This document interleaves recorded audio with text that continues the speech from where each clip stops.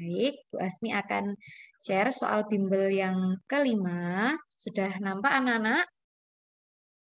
Nah, untuk kali ini, udah ya. Nah, untuk kali ini akan dimulai dari absen yang bawah ya. Silahkan Andra nomor 1. Rantai makanan yang terjadi pada ekosistem sawah adalah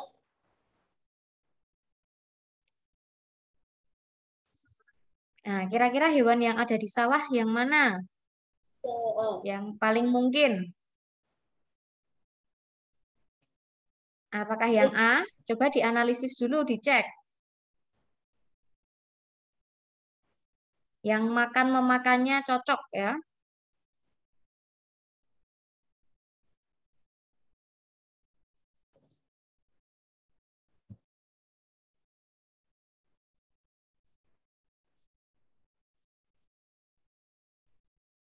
Yang D.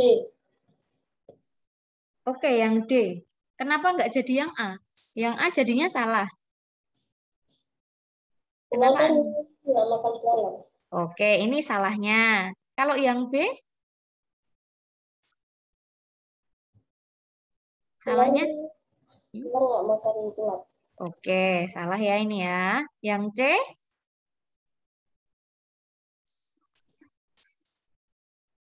burung perenjak itu apakah makan padi? Enggak. Enggak ya, dia itu makan serangga ya. Nah, maka salah ya ini ya. Maka yang tepat adalah yang D. Siapa yang benar anak-anak? Bu. Oke, Ageng. Aku, Apalagi? Bu. Oke, Aku, Bu. Wilson, Arka, Yuda. Yuda ini tunjuk jari karena benar atau gimana? Halo Bu. Yuda. Oke, Lintang. Oke, baik. Ini bisa ya anak-anak ya. Jadi eliminasi jawaban yang kira-kira salah. Baik, nomor 2, Ageng. Silahkan Ageng. Contoh simbiosis komensalisme yang benar adalah C. Tali putri dengan tanaman teh-tehan. Komensalisme itu gimana? Satunya? Satunya tidak rugi tidak untung, satunya sama. Tidak rugi tidak untung. Apakah ada yang seperti itu simbiosisnya? Sama-sama untung deh, Bu. Apakah komensalisme itu sama-sama untung anak-anak? Ya. Komensalisme itu satunya biasa aja ya, B aja ya. Atau tidak untung, tidak rugi itu loh maksudnya. Bu Asmi tulis aja B aja ya di sini ya. Satunya gimana kira-kira? Untung. Untung ya. Nah, yang ini komensalisme itu. Kalau yang keduanya untung namanya apa? Mutualisme. Mutualisme. Kalau komensalisme diingat-ingat. Satunya biasa saja, tidak untung, tidak rugi. Satunya untung. Apakah yang C ini, tali putri itu merugikan atau tidak? Ingat lagi yang seperti tali-tali kuning itu loh di pohon, nggak ada daunnya. Jadi dia nggak bisa berfotosintesis loh. Tali putri, apakah dia menguntungkan atau Tidak. biasa aja? Dia merugikan tanaman lain kan? Masih ingat? Ini salah ya. Ini namanya simbiosis apa yang C? Parasitis. Oke, sip. Parasitisme. Nah, kalau ini bakteri E. coli di usus besar manusia. Ini apa? Mutualisme ya. Karena ini menguntungkan untuk pembentukan feses itu loh, ya. Nah, bakteri penisilin dengan bakteri kudis. Ini penisilin tuh yang nantinya akan mematikan bakteri kudisnya ini loh. Saya gatel-gatel dikasih salep yang ada penisilinnya. Nah, itu nanti salepnya biasa aja, ya. Tapi bakteri kudisnya rugi. Nah, itu namanya apa kemarin? Masih ingat nggak? Amensalisme.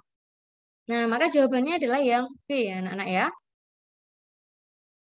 Vanili, vanili itu nama tumbuhan. Vanili itu loh, vanili. Terus dia yang melekat pada inangnya. Jadi dia hanya nunut nempel ya, seperti anggrek, seperti tanaman paku. Dia hanya numpang ya, tapi dia tidak menyerap sari-sari makanan. Sudah jelas anak-anak? Oke, lanjut ya. Nomor 3. Ini akan Ibu hapus dulu. Jika anak-anak merasa ada yang perlu dicatat, silahkan dicatat mandiri. Next, nomor 3. Ini ya nomor 3. Silahkan Erlin.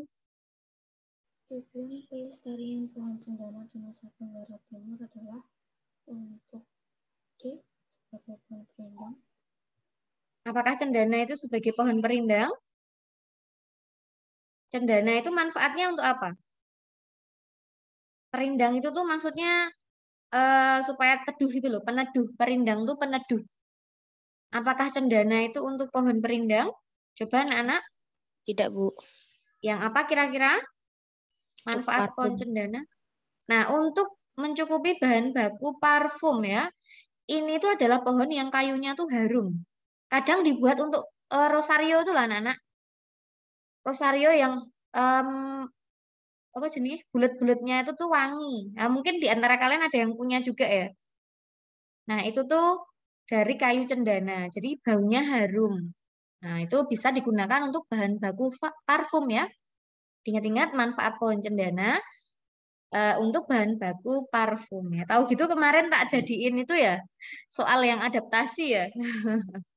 Cendana. Kemarin kebetulan nggak ada ya. Adanya tuh teratai, eceng gondok itu kan. Nah, nggak apa-apa. Ini untuk tambahan informasi. Nomor 3 jelas ya? Oke, kita lanjutkan. Apakah Tiara sudah bergabung? Tiara tuh kayaknya masih recovery.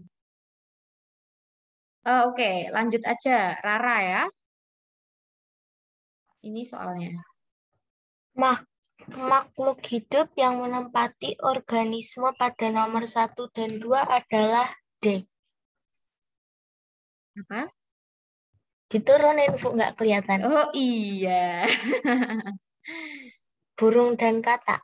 Oke, burung dan katak. Coba, ini tuh jaring-jaring makanan ya, Nak, karena lebih dari satu ya, saling berkaitan. Apakah cocok ini nomor 1 burung, nomor 2 katak? Sama-sama makan belalang ya berarti ya? Bisa ya? Ini dimakan katak bisa. Nah, kalau nomor 2 ini misalnya yang C ya, katak dan pengurai. Sininya katak itu bisa juga ya. Sininya pengurai nggak bisa ya, mosok pengurai malah terus dimakan ular kan enggak. Nomor B, musang. Musang itu nggak makan belalang ya. Kelelawar. Kelelawar nggak makan ini. Ya bisa sih, tapi bukan jenis belalang seperti ini ya. Jadi kurang tepat yang A. Paling betul yang B. Oke. Bisa ya anak-anak ya. Next kita ke nomor 5. Nomor 5 itu Talita, apakah ada Talita? Nggak ada. Sinas, setelah itu Lintang ya. Silahkan. Sinas nomor 5. Baca dari mana, Bu? Dari mana ya? Dari sini aja langsung soalnya. Terus nanti disebutkan pasangan-pasangannya. Yuk. Pasangan nama tumbuhan dan cara adaptasi yang tepat ditunjukkan nomor Yang 1, mana? 3, dan 5. Coba disebutkan. 1 itu apa? 3 itu apa? Kejora, 3, cenggondok, 5, rafflesia. Maksudnya kejora ngapain? Eceng gondok gimana? Rafflesia gimana? Coba. Kejora memiliki daun berbentuk piala. Oke, terus? Cenggondok memiliki akar tunjang yang banyak. Oke, terus? Rafflesia mengeluarkan busuk. Oke, baik. Nah, tadi Sinas menjawabnya yang apa, Nak? Pilihannya? 1, B. 3, B ya. 1, 3, 5 ya. Oke, baik kita akan lihat. Kejora itu seperti apa sih, Nak? Sudah ada yang searching? Tanaman kejora itu apa? Yang makan serangga itu. Mau merangkap serangga? Sudah ada yang searching? Atau mungkin nama lainnya? Kejora ini tuh nama lainnya Venus tuh, Nak. Tanaman Venus tahu? Masih ingat tanaman Venus? Masih. Nah, ciri-cirinya apa dia? Kemarin nggak tak jadiin soal Daun berbentuk engsel. Nah, Venus itu daunnya berengsel ya. Yang seperti tangan ini misalnya dalam keadaan membuka menutup ya. Kalau belum ada serangganya dia akan membuka seperti ini. Nanti kalau ada serangga yang nempel akan ditutup engselnya terus dicerna menggunakan enzimnya ya. Nah, jadi kejora ini Venus. Apakah daunnya berbentuk piala? Cara adaptasinya? Tidak, Bu. Tidak ya. Ini malah seperti ciri-cirinya kantong semar ya, piala. Kan itu kayak piala kan. Bukan ya. Daunnya berengsel ya. Kejora itu daun berengsel. Atau nama lainnya Venus. Berarti nomor 1 salah ya anak-anak ya. Berarti yang ada nomor 1-nya salah. Nah, jangan dipilih ya. Nah, berarti tinggal tersisa C atau D. Perbedaannya C dan D itu di nomor berapa? 2 atau 3 toh? Sama-sama 4 dan 5 kan? Ya enggak? 4 dan 5 otomatis benar ini. Karena yang C dan D itu kan sama-sama punya 4 dan 5. Berarti tinggal 2 atau 3 nih yang benar nih. Keladi, daun tipis berlapis lilin. Eceng gondok memiliki akar tunjang yang banyak. Coba, menurut anak-anak mana yang betul nomor ini, nomor 5 ini? Apakah yang keladi atau yang eceng gondok?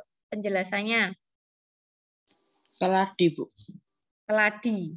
Keladi itu tahu anak-anak? Keladi itu lompong itu loh, Nak. Yang untuk tanaman hias juga bisa. Atau yang kayak talas. Seperti air di atas daun keladi. Keladi itu perlu tak tunjukin nggak? Atau kalian bisa searching sendiri? Keladi itu memang daunnya tipis, lebar. Dan juga berlapis lilin. Makanya kalau ada air di atas daun keladi, kayak mau lari-lari gitu loh airnya. Nggak bisa terserap gitu loh. Karena ada lapisan lilinnya. Nah, ini nomor 3. Ini kesalahannya di mana anak-anak menurut kalian? Eceng gondok memiliki akar tunjang yang banyak. Kesalahannya di mana yang nomor 3 ini? Kesalahannya? Itu akar serabut, Bu. Nah, eceng gondok itu akarnya akar serabut ya, bukan akar tunjang ya.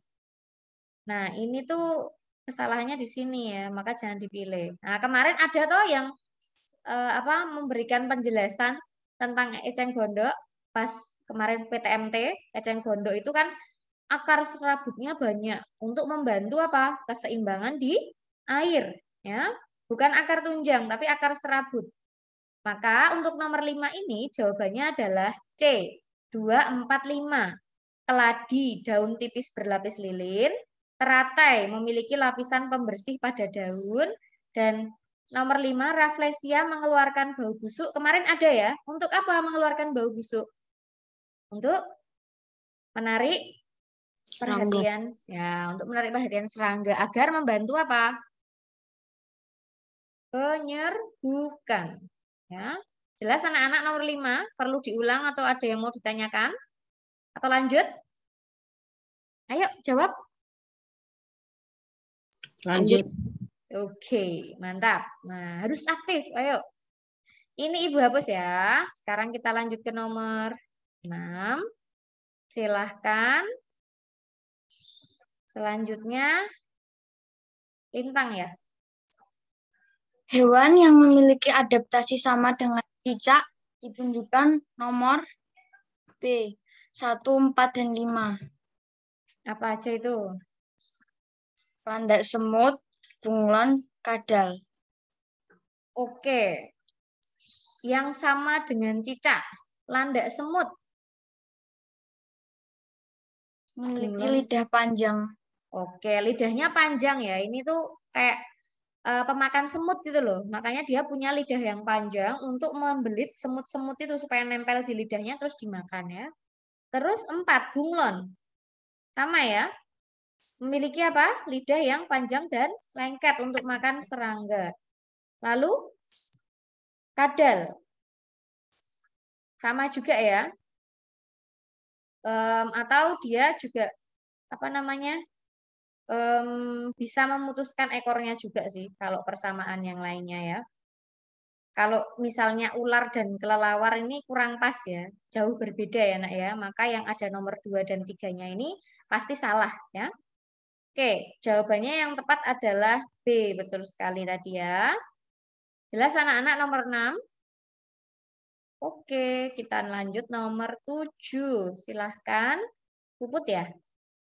Ya, Bu. Oke. Kegiatan manusia yang berakibat buruk bagi lingkungan ditunjukkan oleh D. 1, 4, dan 5. Coba disebutkan apa aja itu. Pembuatan bipori di lingkungan sekitar. Terus penangkapan ikan dengan pukat harimau. Penggunaan pestisida yang berlebihan. Oke, coba kita lihat dulu. Kegiatan manusia yang berakibat buruk ya bagi lingkungan ya. Apakah pembuatan biopori itu buruk bagi lingkungan? Tidak. Tidak. Nah, biopori itu tuh bagus ya. Itu kan untuk lubang resapan itu toh. Nah, ini malah justru mempercepat peresapan air dan juga bisa digunakan untuk membuat pupuk apa namanya pupuk kompos ya. Karena sampahnya bisa dimasukkan ke lubangnya itu. Maka nomor 1 ini salah ya. Ini malah berdampak baik ya. Nah, nomor 1 salah. Maka yang ada satunya jangan dipilih ya. Berarti tinggal B atau C. Persamaannya B dan C ini sama-sama punya 3 sama 5 ya. Maka yang ada 3 dan 5 ini otomatis benar. Oh, sebentar. 2. Di punya aku nggak ada jawabannya, Bu. Oh, oke. Ini nggak ada jawabannya ya, nak ya. Ini harusnya mungkin, enggak.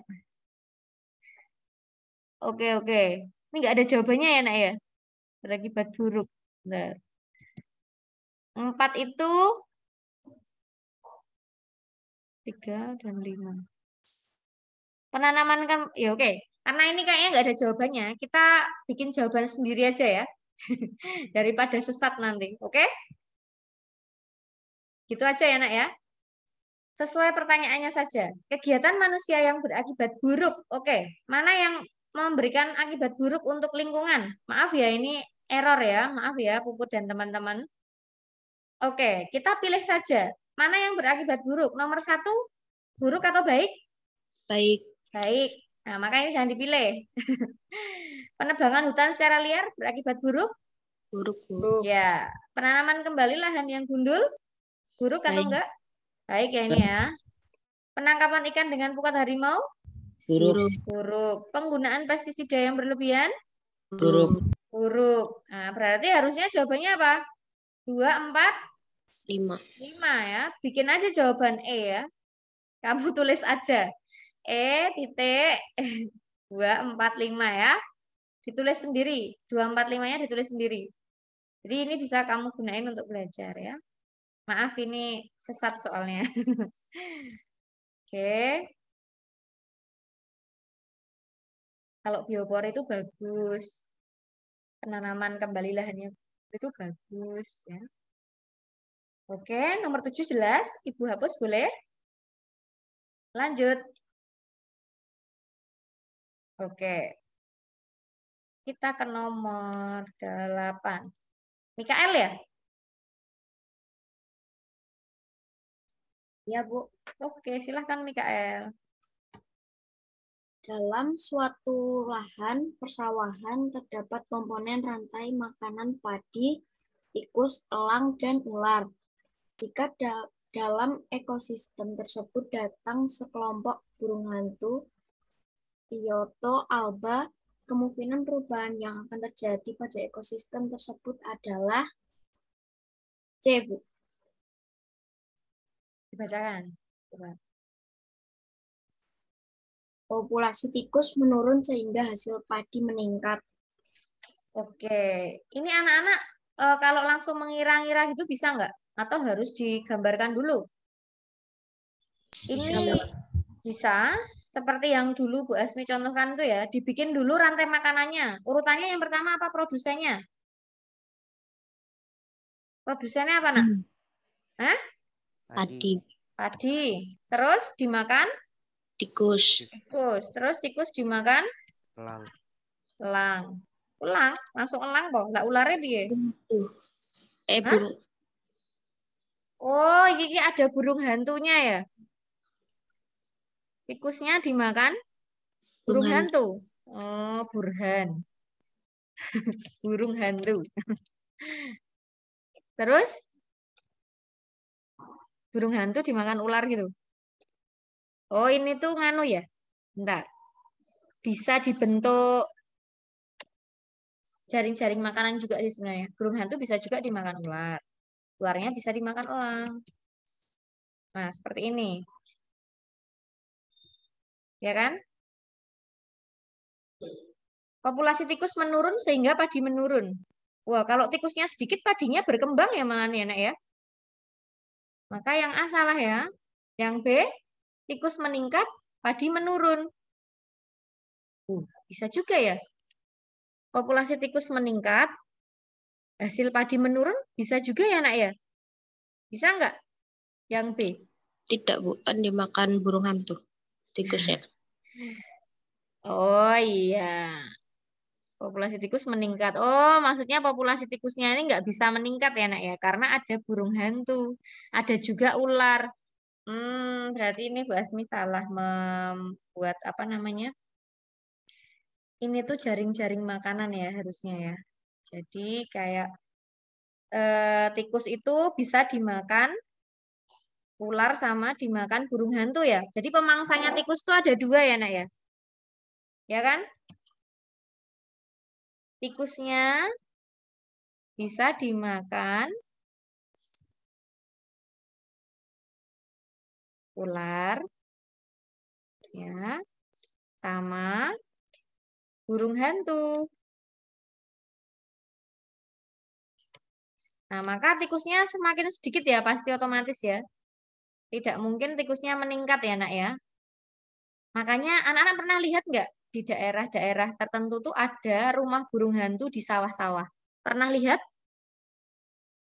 Ada di Jogja. Jadi kayak ada rumah burung kecil gitu, ada tiangnya. Nah, itu tuh rumah burung hantu. Burung hantunya tuh untuk mengendalikan hama tikus ya. Jadi supaya padinya tuh aman, nggak dimakan tikus ya. Selain mungkin ada predator alami dari tikus, yaitu ular ya. Nah, maka ditambahi predator ini, burung hantu. Maka tikusnya otomatis harapannya biar menurun.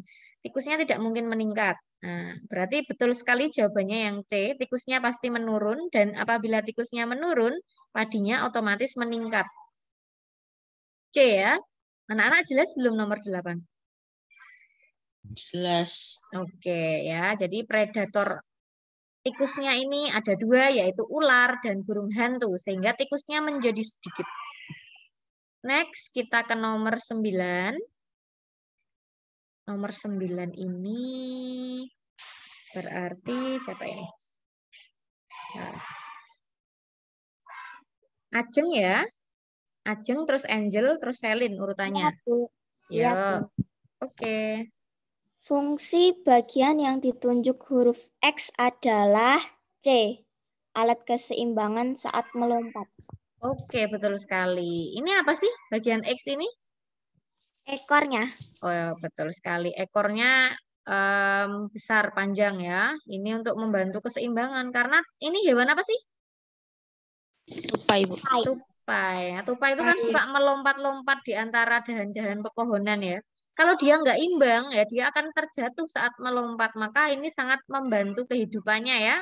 Bentuk adaptasinya tupai itu ekornya panjang dan lebat ya bulu-bulunya sebagai alat keseimbangan. Oke, kita lanjut ke nomor 10. Silahkan. Yuk. Angel? Angel ada nggak? Oh, tidak ada. Tak kira bergabung. Ini tambahannya Sonya ya. Oke, berarti ke Selin aja.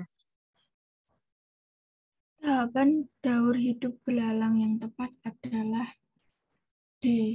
Telur, nimfa, imago. Oke, belalang tuh mengalami metamorfosis sempurna atau tidak sempurna? Tidak sempurna. Tidak sempurna, berarti nggak ada tahap apa? Pupa. Pupa, nggak ada pupanya ya, nggak mungkin yang A atau B. Ya, yang C ini salah, Po? Salah. Masa imago dulu, Bu? Oke, emang imago itu apa? Yang udah besar, udah dewasa. Oke, hewan dewasa ya, berarti terakhir ya. Nah, makanya memang tepat yang betul adalah D ya. Imagonya itu terakhir, hewan dewasa. Nah, jadi serangga itu berkembang biaknya melalui bertelur ya, Nak ya. Atau nama lainnya bertelur itu apa? Masih ingat? Kan ada yang bertelur, dan beranak. Kalau bertelur itu nama lainnya apa? Ovipar. Apa? Ovipar. Oke, ovipar, betul sekali. Kalau bertelur dan beranak? Ovovivipar. Oke, ovovivipar. Kalau paus itu secara apa? Paus? Ayo, kemarin ada yang dapat paus ya?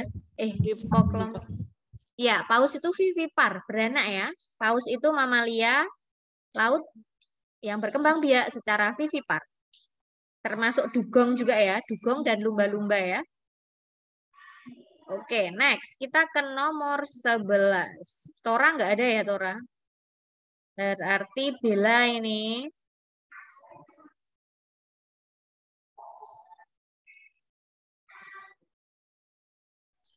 Yuk, Bella. Pasangan yang tepat antara tumbuhan dan cara perkembangbiakannya ditunjukkan pada nomor. Oke.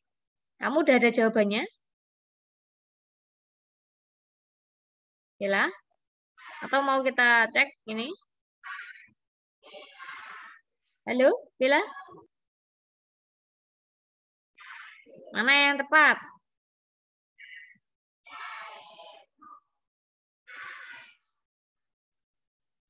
Halo? Oh, belum ada jawabannya. Baik. Yuk kita jawab bersama ya. Bella juga harus ikut menjawab bersama. Yuk sini, dibuka mic-nya ya. Mentimun, pisang, kentang, kunyit, ketela pohon. Mana yang kamu yakin betul dulu?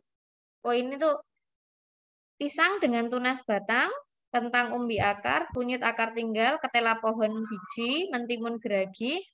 Mana yang sudah yakin dulu? Pisang, Bu. Pisang, tunas batang. Mana yang paling tidak mungkin? Mentimun. Timun geragi, tidak mungkin. Coba. Pernah lihat tanaman timun ya? Batangnya tuh begini-begini itu ya. Dia punya sulur. Oke. Kentang umbi akar. Ini kamu yakin banget ya ini. Coba kita lihat. Kentang apakah umbi akar? Kan umbi ada 3. Akar, umbi batang, umbi lapis. Kentang tuh apakah umbi akar? Kentang. Yuk cara mengingatnya. Kentang itu umbi batang. Kentang, umbi batang. Ingat, ya. Berarti ini salah apa benar nomor 3?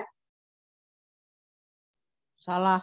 Salah. Yang ada nomor 3-nya salah. Ini fix. Kita lihat, kita cocokkan sama opsi jawabannya. Yang ada nomor 3-nya salah. Wah, ini cetok jawabannya D ya. Karena A, B, C ini ada 3-nya semua, nak. Iya enggak?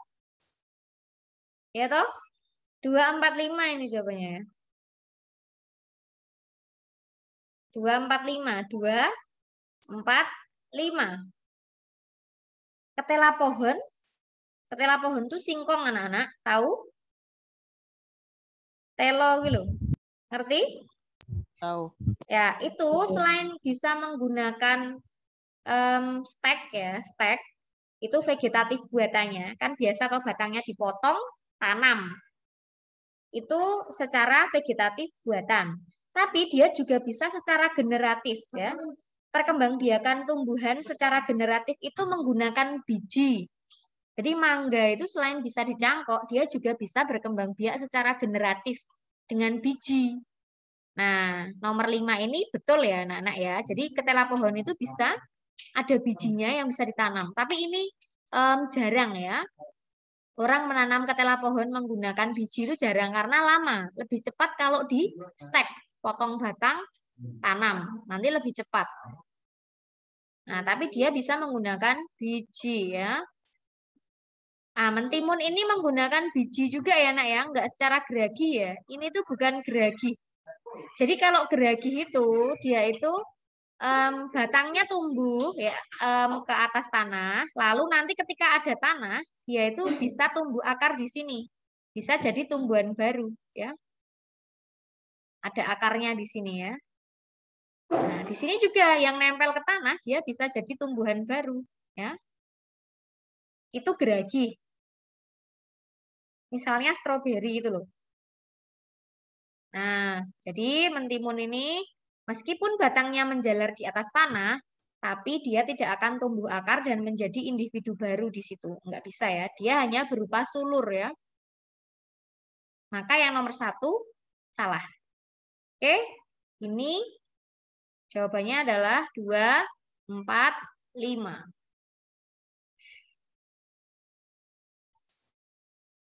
Baik. Kita lanjutkan. D tadi ya. Sudah jelas anak-anak? Oke, kita ke nomor 12. Silahkan. Aura. Setelah itu nanti Arka dan Noven. Yuk.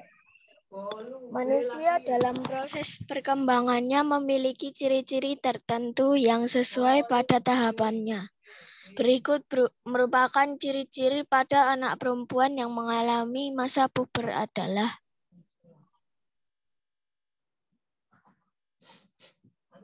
Coba cek satu-satu eliminasi.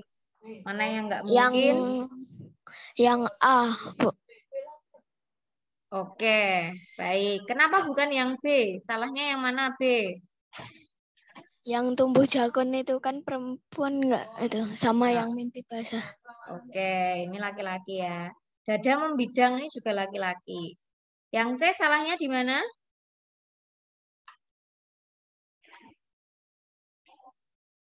C salahnya di mana?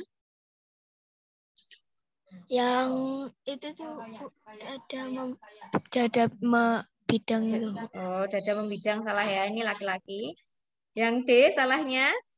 Tumbuh kumis, dada bidang, dan suara menjadi berat semuanya. Salah semua ya. Oke, baik. Jadi yang A tepat sekali ya. Bisa ya anak-anak ya ini ya. Ini tema 6, besok nggak ada di PAS ya. PAS-nya cuma sampai tema 5, cuma sampai magnet ya anak-anak ya. Jadi dikumpulin, mulai dikumpulin materinya tema 1, 2, 3, 4, 5. Rangkuman-rangkuman IPA itu loh. Kemarin yang tema 2 sudah Bu Asmi jadiin 1 toh. Nah, yang tema 1, 3, 4, 5 silahkan kamu kumpulin sendiri ya. Untuk bahan belajar. Oke, berikutnya yuk silahkan nomor 13.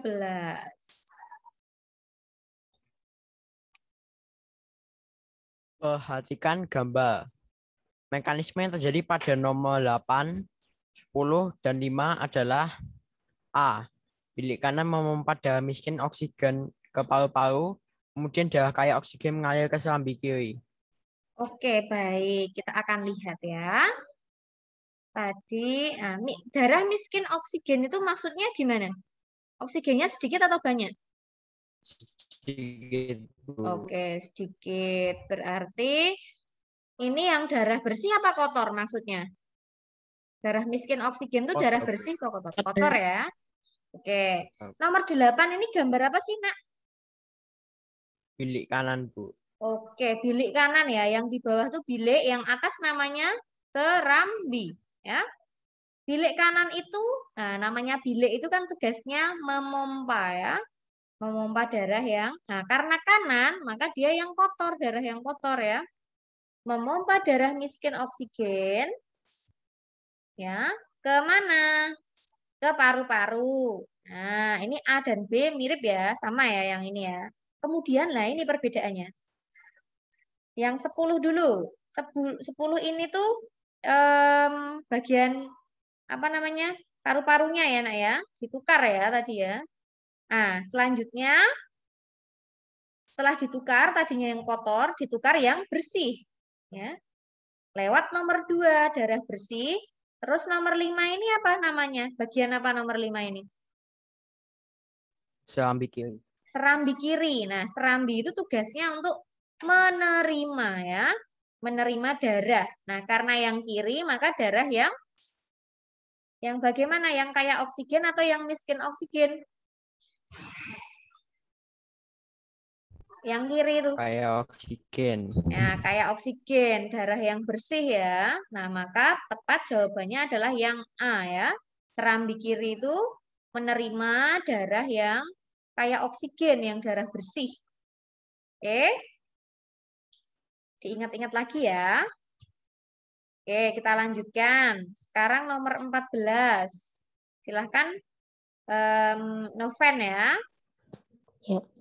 Apabila membran karet seperti tampak pada gambar tersebut ditarik, maka T, Bu. Apa? Balon mengembang karena tekanan udara di dalam tabung kaca lebih rendah. Oke, baik. Nah, anak-anak bisa mencoba seperti ini ya. Ini tuh percobaan menggunakan botol plastik bisa ya. Tapi ini harus benar-benar diberikan bahan yang bisa menahan udara. Supaya nanti nggak ada udara yang bocor. Misalnya, kamu kasih plastisin. Itu bisa. Nah, kalau membran karet ini ditarik ya. Kayak mainan tuh loh. Kan ada tuh mainan yang modelnya kayak gitu. Nah, ini bisa juga digunakan untuk percobaan, tapi dalamnya harus ada balonnya. Yang akan terjadi kalau membrannya ini ditarik ya, maka balon yang di dalam ini akan mengembang, membesar. Tapi ya nggak besar banget, karena kan cuma sedikit toh tarikannya. Akan mengembang karena apa? Tekanan udara di dalam tabung ini tuh lebih rendah ya. Jadi jawabannya betul yang D ya. Ketika ditarik, mengembang. Membesar. Oke, seperti itu. Ada yang mau bertanya? Jadi ini tuh ibaratnya ketika kamu menarik napas ya. Kamu menarik napas tuh paru-parumu tuh berkembang ya. Ini tuh perlambang paru-paru kanan dan kiri ya. Ini yang kiri, ini yang kanan. Ketika kamu bernapas, menarik, menghirup udara, itu paru-parunya mengembang ya, akan membesar paru-paru kita ya, karena menampung udara dari luar tadi itu. Nah, sementara kalau membrannya dilepaskan ya, itu nanti akan keluar udaranya. Atau mengempis, paru-parunya mengecil. Nah, seperti itu anak-anak. Oke, kita lanjut ya. Ke nomor 15. Nah, silahkan Wilson. Ya, Bu. Perubahan wujud membeku terjadi pada peristiwa D. Pembuatan es kering. Membeku. Coba membeku, apakah pembuatan es kering? Membeku itu dari apa ke apa? Cair padat. Cair menjadi padat. Cair menjadi padat. Apakah cair menjadi padat es kering? Apakah es kering itu dari cairan lalu menjadi padat? Es kering itu memang nanti bentuknya padat ya. Kamu bisa searching ya. Es kering itu tuh nanti bentuknya padat ya. Tapi apakah itu dari air, dari cairan? Nah, belum ada gambaran. Oke, perlu Ibu tunjukkan ya mungkin ya.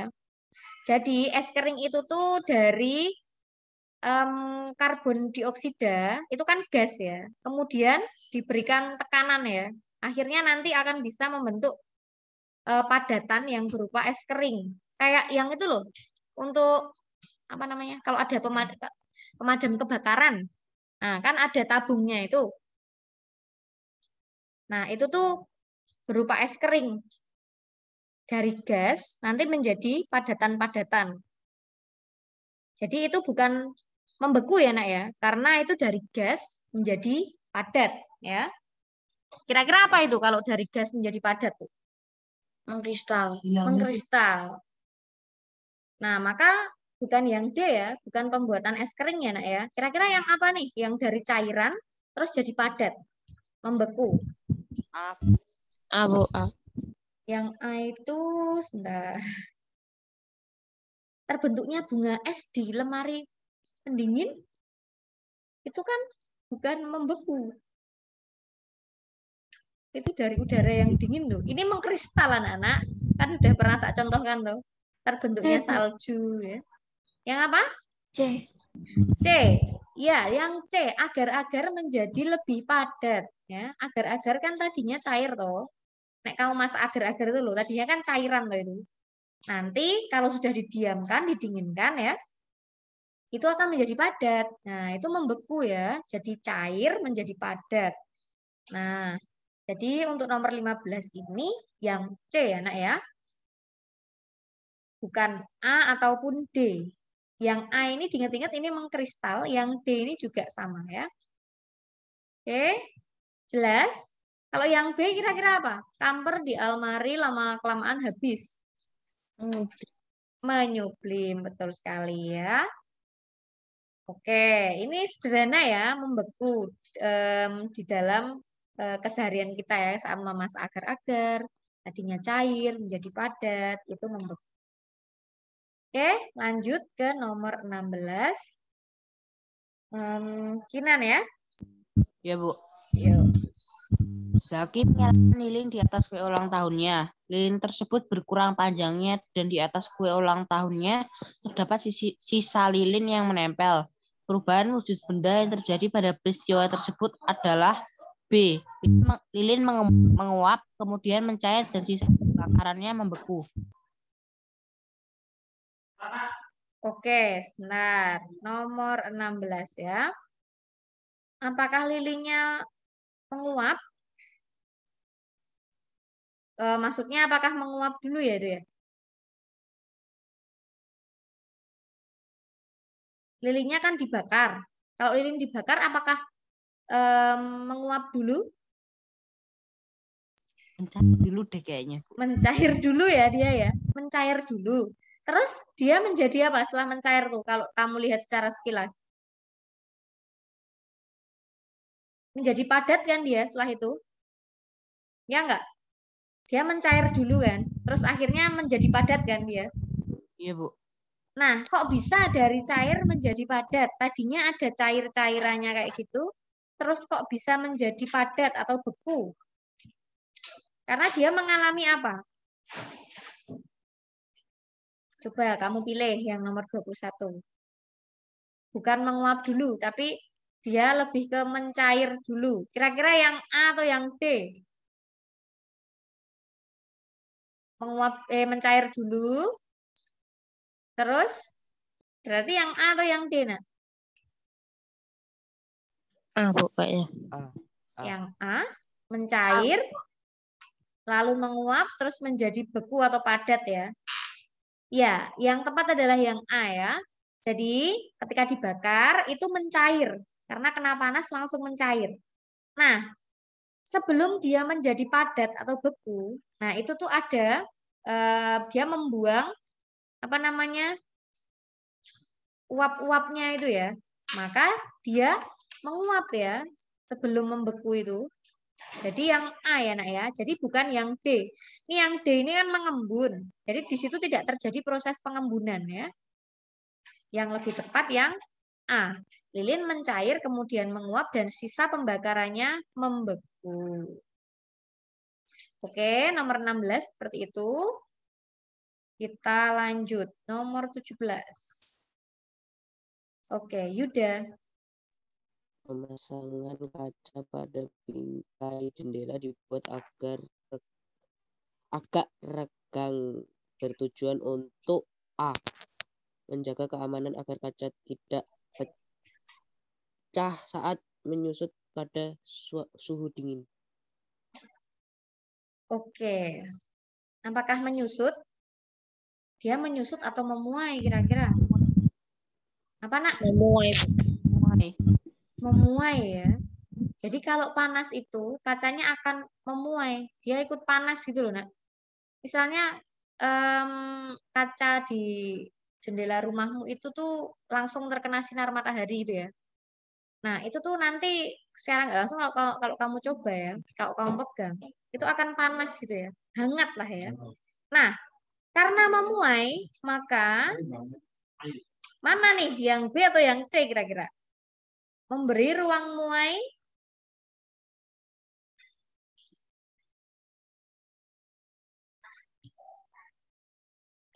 Yang mana?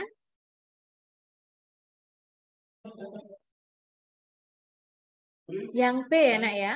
Memberi ruang muai pada bingkai jendela agar tidak mudah rusak ya. Jadi nggak sampai yang kayak pecah gitu sih sebenarnya. Kan ngeri banget ya kalau misalnya sampai yang kayak pecah banget. Nah, lebih tepatnya yang B ya. Jadi ini hubungannya sama pemuaian. Oke? Kalau yang penyusutan itu biasanya pada kabel listrik. Oke, jadi nomor 17B. Next, kita ke 18. Silahkan Angelika. Berdasarkan tabel tersebut, urutan bahan penghantar panas yang baik adalah A. Besi, kuningan, aluminium, tembaga. Coba kita lihat. Ini kan ada percobaannya. Oke, sebentar. Kamu tadi milihnya apa? Besi. Terus kuningan. Ya. Oke, baik. Kalau penghantar panas yang baik itu kira-kira dia akan mencairkan atau memanaskan sesuatu itu lebih cepat atau lebih lambat kalau penghantar panas yang baik? Cepat. Nah, akan memanaskan sesuatu lebih cepat kan kalau penghantar yang baik itu. Nah, di sini percobaannya adalah memanaskan lilin. Nah, ternyata setelah dipanaskan ada lilin pertama, kedua, ketiga, keempat. Ini mencairnya tuh berbeda ya. Lilin mencair pertama, lilin mencair kedua, lilin mencair ketiga, lilin mencair keempat. Nah, yang paling cepat bisa mencairkan lilin yang mana? Bahan yang apa? Tembaga. Tembaga. Yang paling lama bahan yang apa? Besi. Yang besi. Nah, coba dipahami dulu. Jadi, dari percobaan ini itu ada lilin yang mungkin ditusukkan ya, menggunakan batang-batang ini ya.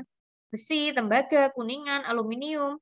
Nah, ternyata lilin yang mencair paling cepat setelah keempat ini dipanaskan bersamaan, itu tuh yang paling cepat mencairnya itu adalah lilin yang pada tembaga. Setelah itu pada aluminium, setelah itu pada kuningan, dan yang terakhir adalah pada besi. Nah, maka dari percobaan ini yang paling cepat menghantarkan panas atau yang paling baik adalah yang mana dulu? Yang apa duluan, anak-anak? Tembaga. Tembaga, terus apa habis itu? Aluminium. Aluminium, terus? Kuningan. Kuningan, dan yang terakhir? Besi. Besi. Nah, mana pilihan yang itu? Yang tepat? Yang C apa D? D. Tembaga, aluminium dulu. Oh iya. Berarti yang C ya. Tembaga, aluminium, kuningan, lalu yang terakhir besi ya. Nah, jadi sesuai percobaannya ini ya, penghantar panas yang baik itu akan mencairkan benda lebih cepat, ya. Memanaskan benda lebih cepat. Oke, sudah jelas belum? Gimana, Angelika? Lanjut. Sudah paham belum? Sudah. Oke, baik. Kita lanjut ke 19. Sonya, silakan. Urutan perubahan bentuk energi yang terjadi pada lampu senter yang menyala adalah A. Kimia, listrik, cahaya. Oke. Kimianya dari mana, Nak? Baterai. Oke, betul. Baterainya menghasilkan kelistrikan, lalu kelistrikan tersebut menghasilkan cahaya. Betul ya, yang A. Next ke 20. Nah, ini tadi masih ke materi PAS ya. Next. Silahkan. Bintang nggak ada ya? Anju aja. Yuk. Yuk, Anju yuk. Perhatikan gambar berikut. Sifat magnet yang sesuai dengan gambar tersebut adalah yang ini saya belum jawab Bu, soalnya. Oke, baik. Sifat magnet yang sesuai gambar ini adalah ini tuh gambarnya menurut anak-anak tuh ngapain sih ini? Ada gambar kayak gini tuh maksudnya ada panah-panah. Ini tuh magnetnya ya, Nak ya. Ada US. Magnet itu kan selalu memiliki dua kutub ya. Utara dan selatan. Jadi ini magnet 1, magnet 2. Terus ada panah yang ke sini, ada panah yang ke sini. Kira-kira maksudnya apaan tuh? Kok arahnya Menolak, Bu. Nah, tolak menolak, betul sekali. Jadi ini tuh maksudnya tolak menolak ya, ada dua magnet didekatkan. Terus kok tolak menolak? Kenapa kira-kira kok tolak menolak? Kenapa? Kok ini tolak menolak dua magnet ini? Karena dua kutub magnet sesama. Oke, betul ya, senama ya. Jadi ini karena kutubnya ini sama ya, maka tolak menolak. Kutubnya emang yang didekatkan kutub apa sama kutub apa? Yang didekatkan kutub apa sama kutub apa ini? Utara sama utara. Oke, kutub utara sama kutub utara. Itu kan sama ya, sama-sama utara ya. Maka kalau kutubnya sama, dia akan tolak menolak, nggak mau menyatu. Makanya dia ke sini, yang ini ke sini. Ya. Maka pilihannya yang mana kira-kira anak-anak? Jawabannya. Ya, yang C ya. Dua kutub magnet senama, yaitu U dengan U atau S dengan S juga kalau didekatkan dia akan tolak menolak ya. Didekatkan akan tolak menolak. Nah, sedangkan dua kutub magnet berlainan itu kalau didekatkan akan tarik menarik ya. Misalnya U dengan S atau S dengan U. Kalau didekatkan dia akan bagaimana anak-anak? Tarik menarik. Tarik menarik ya.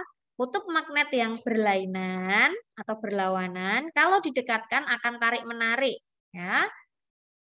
Nah, coba Bu Asmi sekalian tanya, kalau gaya tarik terkuat pada magnet itu berada pada kutub magnet, benar apa salah? Benar. Benar ya. Oke. Jadi gaya tarik terkuatnya itu ada pada kutubnya ya. Sekarang Bu Asmi tanya lagi. Daerah di sekitar magnet yang masih dipengaruhi medan magnet itu namanya apa? Maaf. Daerah di sekitar magnet yang masih dipengaruhi gaya magnet. Medan magnet. Medan magnet ya. Balik. Udah kejawab ya tadi ya.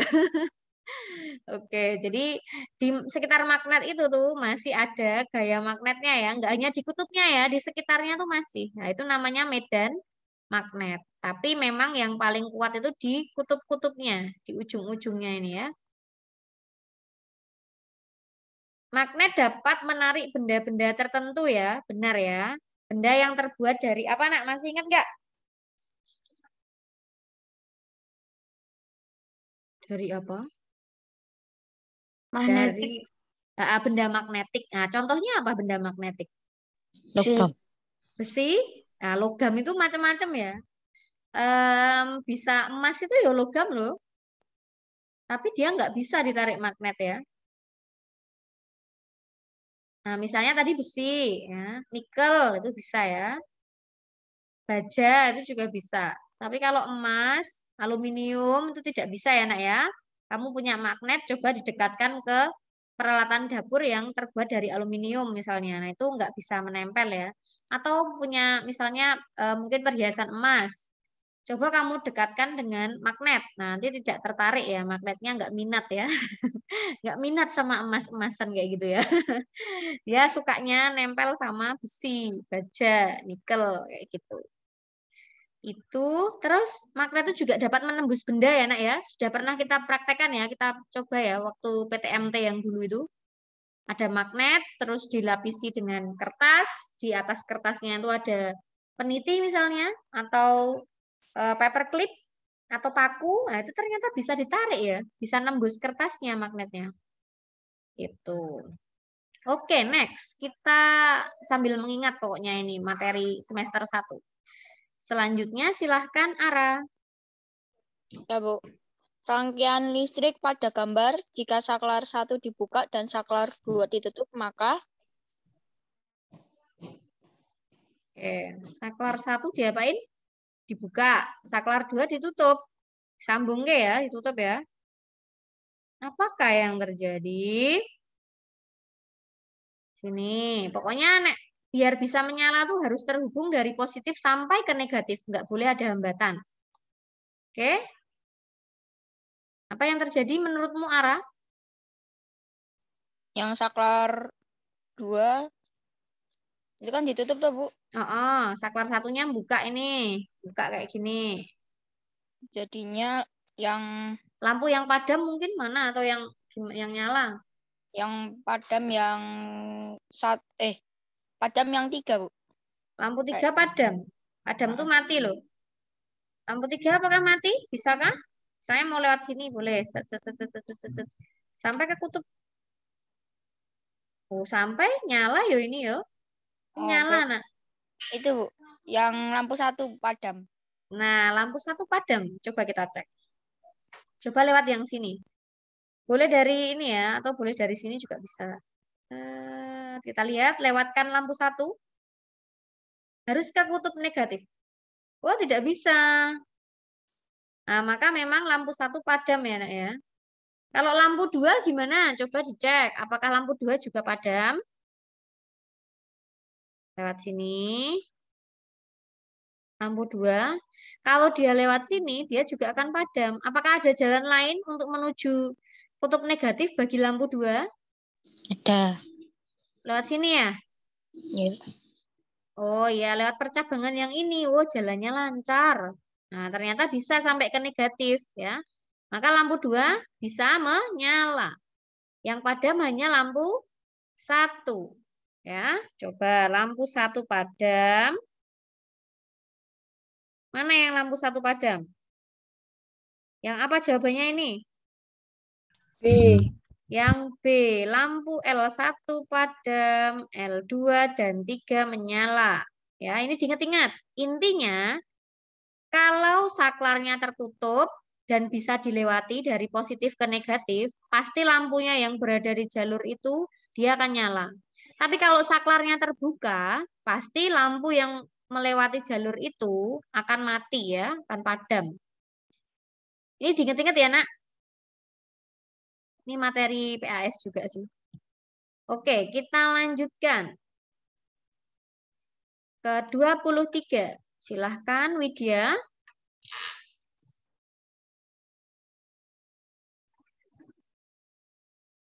Widya? 22, Bu. 22 apa 23? Oh iya, 22, maaf. Yuk, 22, yuk Widya. Peternakan sapi pada kelompok tani di masyarakat dapat dimanfaatkan untuk menghasilkan energi alternatif. Salah satu cara penggunaan energi alternatif tersebut adalah B, Bu. Biogas untuk bahan bakar pengganti LPG. Oke, biogasnya tuh dari apanya, Widya? Kotoran ya, Bu? Iya. Oke, iya betul. Dari kotoran sapi. Akhirnya diolah menjadi biogas yang nantinya bisa menggantikan LPG ya. Bukan biosolar, juga bukan biodiesel ya. Karena ini kan dari sapi ya, maka kita fokusnya ke biogas ya. Apa yang dihasilkan sapi itu. Oke, maka jawabannya betul yang B, biogas pengganti LPG. Next, kita bahas bersama saja yang ini. Atau ada yang belum menjawab? Ini tadi sudah semua? Oke, kita bahas bersama. Ageng belum, Boh? Oh, Ageng. Oh iya, Ageng mau jawab, silahkan Ageng. Yuk. Nomor 23. Oke. Berdasarkan percobaan tersebut, agar benda C dapat menarik paku, maka proses yang terjadi pada kegiatan tersebut adalah B. Oke. Bawah dikit. Nah, aliran dari baterai yang mengalir dari A ke B akan mempengaruhi magnet elementer. Letaknya teratur dan mengarah ke dua arah sehingga benda C menjadi magnet. Baik. Yang ke satu arah nih, Bu. Berarti yang mana? Yang ke satu arah itu yang A ya. Jadi seperti ini memang nanti lebih ke satu arah ya nak ya. Sesuai arah dari apa namanya baterainya itu ya nak ya. Nah ini kan begini kan lilitannya. Maka yang akan menjadi magnet bagian yang ini. Tapi kalau misalnya apa namanya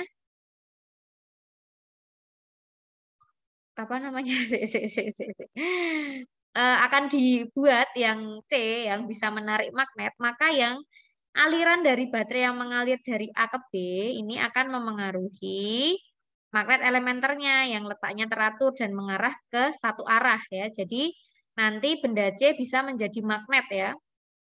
Nah, jadi kalau seperti ini kan, nah ini arahnya begini. Nah, kalau pengen yang C berarti nanti harus dibalik ya, karena emang ini nanti akan memengaruhi letaknya. Mana yang akan bisa menjadi magnet? Ini tuh elektromagnet ya, nak ya. Jadi kayak posisi lilitannya ini loh. Ini kan langsung di atas ya. Arahnya maka yang sini. Nanti maka harus dibalik ya supaya bisa di bagian sini. Ini jawabannya yang A, nak ya.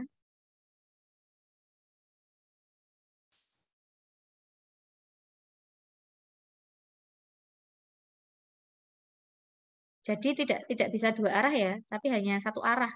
Ini tadi memang perbedaannya yang A dan B itu, yang ini kan kedua arah. Kalau ini ke satu arah, hanya bisa satu ya nak ya. Yaitu ke sini atau ke sini. Ini menunjukkan bahwa ini tuh mengalirnya ke satu arah. Oke. Lanjut ke 24. Siapa yang mau jawab? Aku, Bu.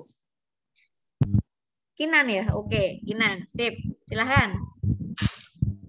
Dibaca itu, Bu. Ciri-cirinya, Bu. Ya, boleh. Merupakan planet terpanas. A. Revolusi berlawanan. Planet paling terang. Ciri-ciri tersebut dimiliki oleh planet C. Venus. Oke ya. Si planet Venus. Betul sekali. Planet yang terpanas ya. Arahnya juga berlawanan. Baik, betul ya. Kita lanjutkan. Sekarang ke nomor 25. Siapa nih? Siapa yang mau jawab? Adakah? Ini tuh disuruh apa sih? Ketutupan ya. Gerhana matahari cincin tuh. Ayo yang mana? Yang cincin. A, Bu. Yang A, apakah A? Ayo, kalau cincin tuh yang gimana? Cincin tuh yang ada segitiga-segitiganya itu loh. Ini. B, Bu. Yang B ya, nak ya. Ingat-ingat, kalau yang cincin tuh yang apa namanya? Yang ada segitiga-segitiganya. Seperti yang ini. Nah, kalau yang kamu bisa pilihnya begini dulu sih. Gerhana matahari itu kan berarti yang kecil di tengah ya. Si bulan itu di tengah. Yang C dan D kan nggak mungkin ya. Salah ya, karena ini gerhana bulan kalau seperti ini. Nah, kalau gerhana matahari berarti tinggal yang A atau yang B. Nah, diingat-ingat kalau cincin tuh yang bentuknya begini, nak. Yang saling menyudut seperti ini. Diingat-ingat. Oke? Itu yang cincin.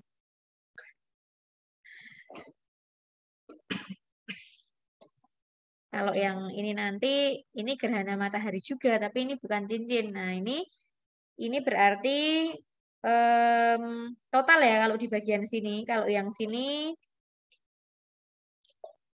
apa namanya, sebagian. Tergantung yang ditunjuk. Kalau bagian sini total, bagian sini mengalami sebagian. Karena ini di penumbra, ini di umbra. Kalau seperti ini, namanya gerhana matahari cincin di perpanjangan umbra. Oke, jelas nomor 25. Pokoknya nek sing cincin ini seperti ini.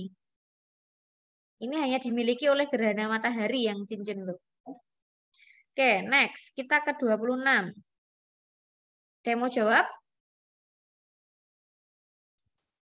Langsung aja ya. Matahari seolah-olah bergerak dari timur ke barat. Peristiwa ini terjadi karena apa? Ayo. Ini gerak semu. Apa? C. C. Oke, baik. Perputaran bumi mengitari matahari itu namanya apa? Bumi mengelilingi matahari itu revolusi. Nah, kalau matahari seolah-olah bergerak dari timur ke barat itu tuh kan gerak semu harian matahari. Nah, kalau revolusi itu mengakibatkan gerak semu tahunan matahari. Maka ini bukan yang C. Matahari seolah bergerak dari timur ke barat. Ini gerak semu harian matahari. Itu akibat apa? Gerak semu harian matahari itu. Kalau B, Bu. Iya, betul. Bumi berputar pada porosnya. Atau namanya apa? Bumi berputar pada porosnya tuh. Rotasi. Oke, rotasi bumi ya. Jadi yang B ya. Gerak semu harian matahari itu seolah-olah matahari terbit dari timur, terbenam di barat.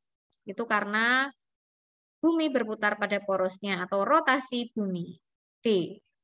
Next. Terakhir ya, 27.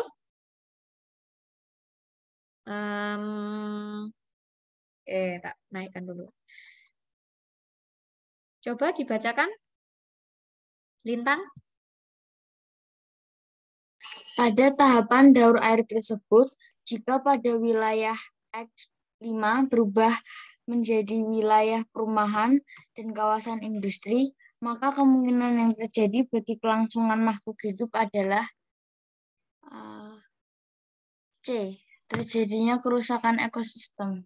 Oke, betul sekali ya. Nanti ekosistemnya rusak ya. Kalau misalnya ini kok jadi perumahan, pemukiman, kawasan industri, ya. Padahal kan ini diperlukan untuk peresapan air juga ya. Bukan malah bertambah daerah resapannya, tapi malah justru berkurang ya. Maka yang pasti terjadi adalah C. Ekosistemnya akan rusak. Nah, seperti itu anak-anak. Ada yang masih mau bertanya? Sudah? Oke.